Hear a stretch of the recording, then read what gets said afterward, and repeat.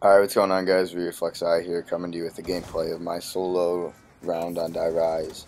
And it is legitimate, and I'll get to that talk here in a sec about legitimate or cheating or glitching in quotes.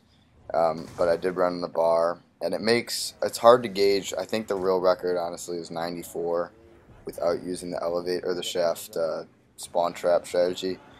But I'm not sure. It just makes my final round was 65. It just makes it seem kind of low to me and seem like I'm terrible at this game. But running in this bar is not that easy.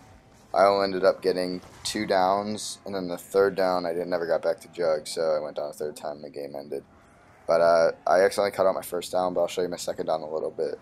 But anyways, the first 5 minutes of this gameplay is just my basic strategy, running a U-train in the bar, and where I shoot the liquefier to get the most chain reactions.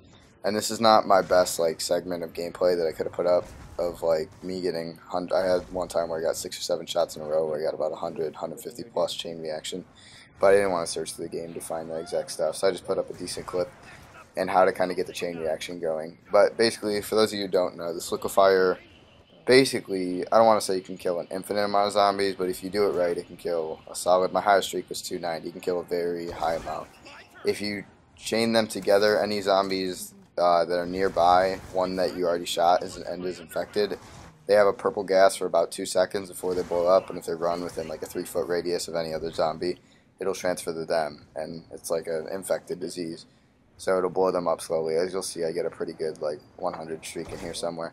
But the basis for the strategy you saw was right there. I shoot it over in that corner, so I don't have to worry about the slippery floor, and that was a big fail. I barely even got part of the horde. But the whole point is to start out at the when you shoot them over there, you want to bring them all the way around to that right corner as long as you can, and then you bring them back into the people coming from this hall where I'm standing in right now. And the point of that is so the guys you kill first die, and you kind of want to slowly kill them one by one or two by two, so you respawn that way, so the chain reaction can keep going. If you kill a full horde, then it's not going to work very well. You have a small chance of it actually continuing on and working.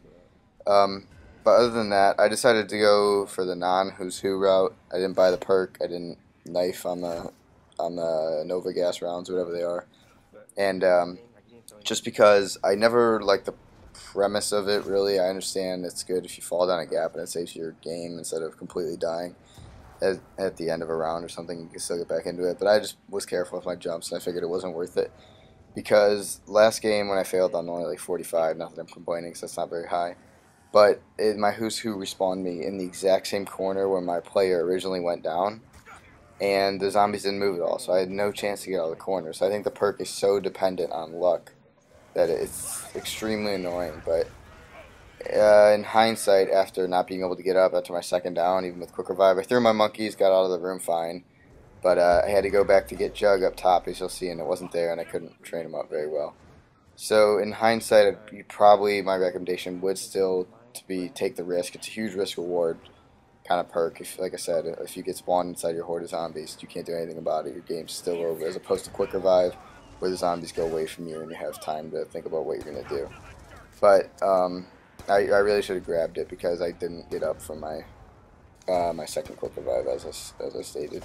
So other than that, this map, I'll admit, since my first video, I've liked it a little better, but it's about where I thought it would be. I know I would like it a little better once I figured it out, and you can kind of control how to work the elevators and stuff a little bit, but still not my favorite map. I'd give the whole map like a 6 out of 10 maybe.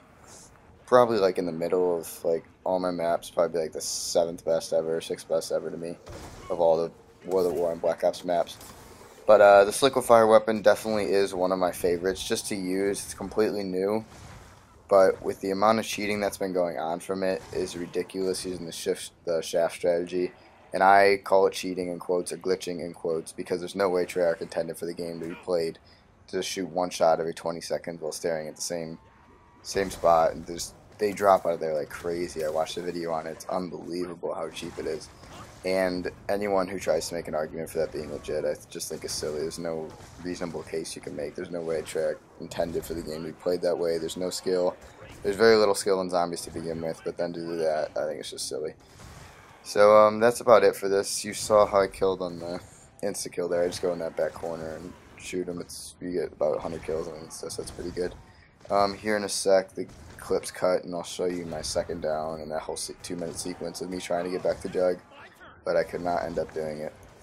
So let's see here, we still got just a little chain reaction going here, and I think I cut it after this chain reaction, and we go into my down clip. So you'll see here in a minute, I'm just not paying attention. Here it is. These guys are rolling over the bar right there, and I kind of just turn my back to them. And I try and scoot to the left, and they just block me. They roll over there so slow, like half a mile an hour. And I really didn't see him, and as I just pointed out, I didn't see him in the actual game, or else I definitely wouldn't have done that. But regardless, it's kind of a silly down. But here I throw my monkey, I believe, yeah.